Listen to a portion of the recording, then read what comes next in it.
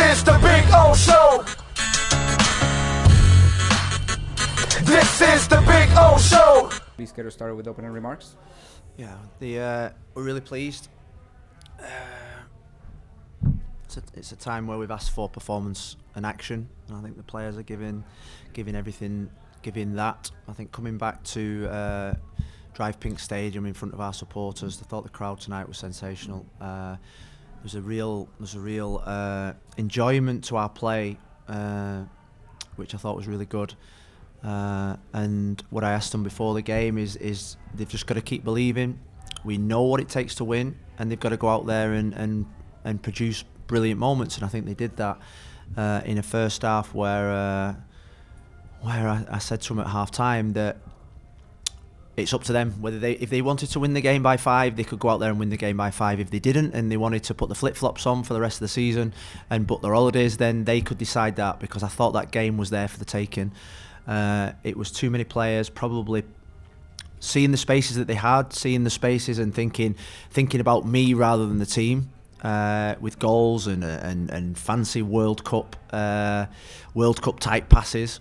When in the second half I just told them just to play the ball easy. The first pass you see is the best pass. Play it easy, keep possession of the ball, and show a little bit more composure in our finishing. I thought we did that. So I think if I'm being thinking about how we can keep moving forward, that's a game I thought we should have run probably by another 2 or 3 goals. So we need to be more ruthless. And maybe 1 or 2 could have had 2 to 3 goals themselves, thinking Gonzalo maybe, and maybe Lewis if that goal hadn't been disallowed. So you can obviously hear the atmosphere in the dressing room. It's been a long time since we've had that feeling, and we live to fight another day. We've got 3 games left now. We've got to keep believing. We've got to go to Atlanta and win, nothing else. And we've got the bit between our teeth, and we're enjoying the challenge at this moment in time. I think when we lost at Columbus, all of a sudden all expectation came off us, and we're playing with a total freedom. I think you can see that in our play, and I think we go to Atlanta with total freedom. They're the favourites for the game. They probably think they can win the game easily, and we will go there with the same mentality. We'll start with questions now. Lauren first, then Michelle. Thanks, Rafa. Hi, Phil. Congratulations. Tonight was our biggest win at Drive Pink Stadium. Can you talk about just the electrifying performance from the attack tonight? Yeah, I think I want to talk about the supporters first and foremost, because I think you come out for a warm up, and maybe this is an American thing. And I was in the little room there, and I saw nobody in the stadium. And then when we came out for the game, I thought, wow, the stadium's filled up, and there was an atmosphere, there was a buzz there. I think they loved what they saw on Wednesday night, and they loved what they saw tonight. So I think when our players play in that kind of arena, I go back to the LA Galaxy game here, was my first experience of what this stadium can produce. It's like playoff type atmospheres, and players enjoy playing in that atmosphere. They have fun, and I can see a smile on the faces that they've not had that many smiles this season. So we've got a lot of great attacking players, and when they gel, when they click, they can score goals. And we've not done it enough this season. We've not been ruthless enough. We've not shown that quality that was shown in the last 2 games. And a lot of people will take plaudits tonight, but I thought Pizarro was outstanding. Attitude in the last 2 or 3 days, sensational. And he deserved that performance tonight. When I was bringing on Juli and Sammy, I saw his little face look up at me as if to say, is it me coming off? But he deserved to stay on the pitch because he was so good tonight. So a lot of brilliant performances, but I thought Pizarro was probably the pick of the bunch in terms of his quality, the freedom in which he played. Next question, Michelle. I was going to ask about Pizarro, especially he raced down that ball at the very beginning to keep it in play, But since you already talked about him, can you just talk about, again, the pairing of the 2 brothers of Fede and Gonzalo, and just how that just seems to really keep worked again tonight? Yeah, it did work. It worked again. And you think about when that ball came in the box, the last person you think can go and head the ball is Fede, because probably one of the smallest players on the pitch. But you think back to his goal against Philadelphia.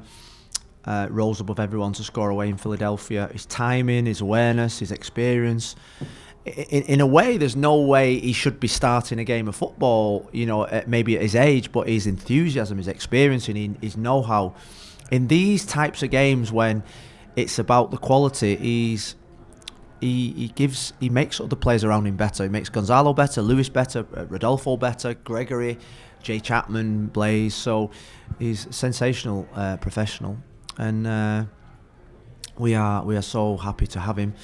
And yeah. Gonzalo, I was going to take him off, but he looked like he was having that much fun, and he looked like he wanted to score more goals. And ultimately, I love it when the goal scorers score goals.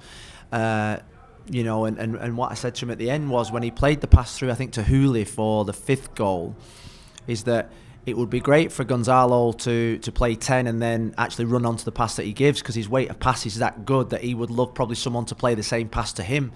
And that's I thought he was world class, I've got to say. I know I've praised Pizarro and Fede, but ultimately when Gonzalo plays well, the team plays well. So we need him to have, you think about Wednesday night in Atlanta, we need him to be world class. We need him to be Gonzalo from Juventus, from Napoli, from Chelsea, from Real Madrid. We need that big performance, and as we do from all our big players. Next question, Franco, then Steve. Hey Phil, congrats on you guys outdid your record that you set on Wednesday for biggest win in franchise history. Only took 3 days. Just wanted to piggyback off Michelle's question on Gonzalo. In the first half, at least for me, he seemed a little bit anxious or eager, and things weren't coming off for him. And then in the second half, like you mentioned, the through balls, he also gets a great header for the winner.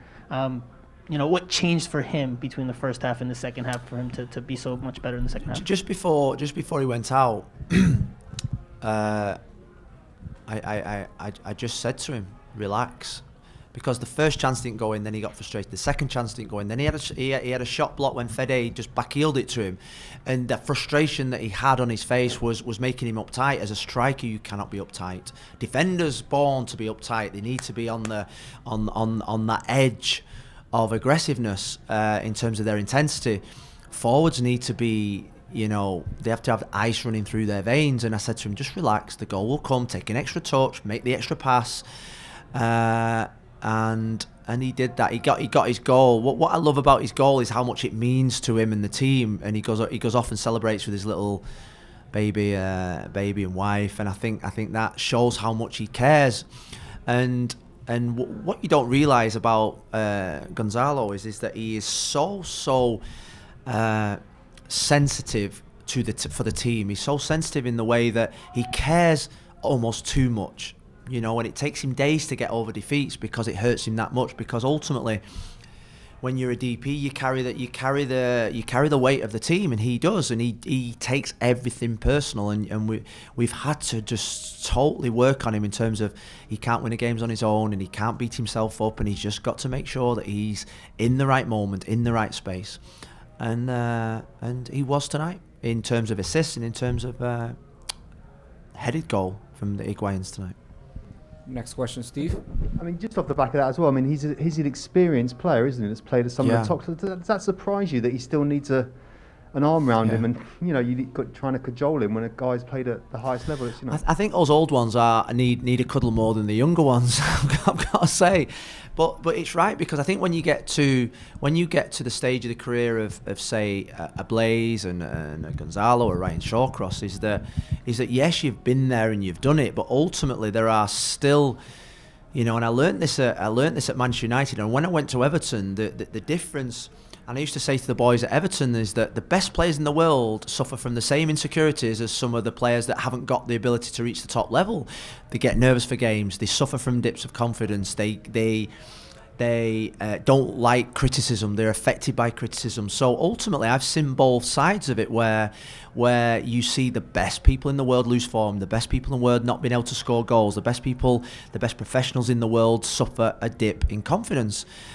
So it can happen to everybody, and that's what makes us human beings. So when people say Gonzalo, he's played at the top level, he's been transferred, he's played with the best players in the world, he has the same insecurities as any other footballer out there. When this team needs to win and the expectations on the team and things aren't going right, he suffers just as much. and that is something that until you've witnessed both, you don't probably understand, because you think best players have just got it all, but ultimately they have the same blood running through their veins, and they have the same types of feelings. Next question, Jose.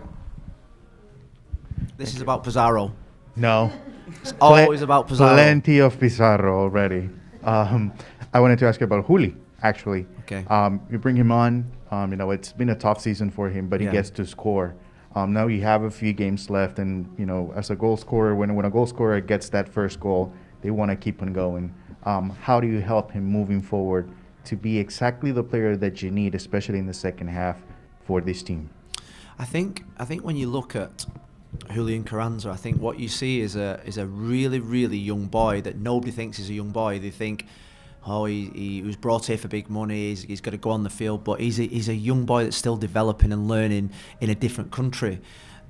He's the only player in the whole of the MLS roster that I've had, from top to bottom, that's never came and banged on my door and said, why am I not playing? Come on, gaffer and boss. So his attitude's been phenomenal, and he's had some disappointments. We went to Toronto and I selected Robbie Robinson up front, and I could see the look on Juli's eyes. He was really upset, and we put him on.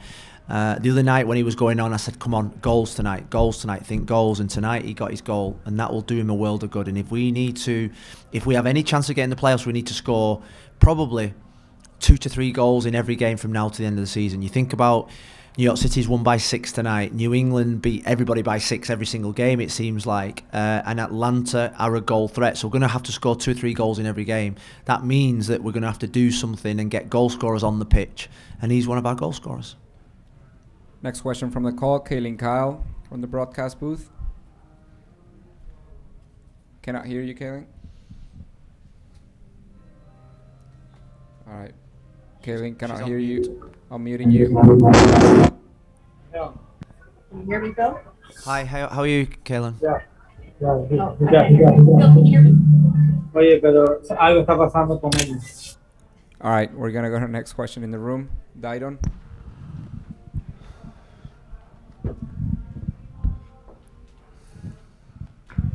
Thank you, Rafa. Hi, Phil. This is about Pizarro. But also about Federico Higuain too, because you were just talking right now about needing to score a lot of goals in the next 3 games.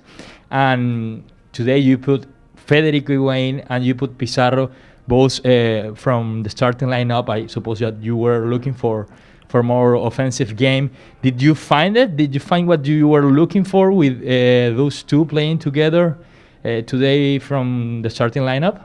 Yeah, so quality that we've not probably had. So I had no doubt on Thursday morning. I had no doubt that Pizarro would start in this game. He's had to sit on the substitutes bench for the last 2 games. His attitude on Thursday morning made me pick him today, because I came in on Thursday morning and normally you would see somebody that was probably disappointed, down, and he was really, really upbeat. So straight away I knew he was going to start this game. I knew he was up for the battle. He trained well, and I keep saying it, he's a player that I believe so much in. He's a player that I think is so close to being up there with, you think of the boy at New England, Carlos Gil, the little boy that plays for New York City, those types of players that have had big impacts this year. And I think he's so close to that. I really do. And I think this club does believe in him. And I think he needs to start believing in himself a little bit more as well, in terms of the quality that he's got. Still, he can make a massive impact from now to the end of the season. And, it's these games are really, really important for him. If he's not scoring, he's assisting. And I'm pleased with him. I'm pleased with his attitude. I'm pleased with his commitment to the team. Well, good players like playing with good players. You think Gonzalo, the Higuain brothers and Pizarro together are really you just sit back and enjoy them passing the ball to each other. The ball sticks, the ball is the right weight, the ball is passed to the side of the defender that the defender can't get. There's no sloppy passes with them. So I always think that they're intelligent enough to pick up the spaces without actually being coached into where the spaces are. They have a knack of finding the spaces. And that's why we played Rodolfo off the left-hand side, because we wanted Rodolfo and Fede to come in field and outnumber them in midfield. We didn't have unbelievable penetration on the left-hand side apart from Brett once or twice, but we knew that we had that on the right. And the intelligence of them two, you see them in the possession games. If they're on the same team, that team keeps possession more than anything. So we wanted that tonight. We knew that this stage of the season, you watched the Seattle Kansas game today, it was slower, it was less intense, there's a lot of fatigue in the league. So now it's about keeping possession of the ball. To keep possession of the ball, you need your best players, technical players on the pitch, and that's what we had.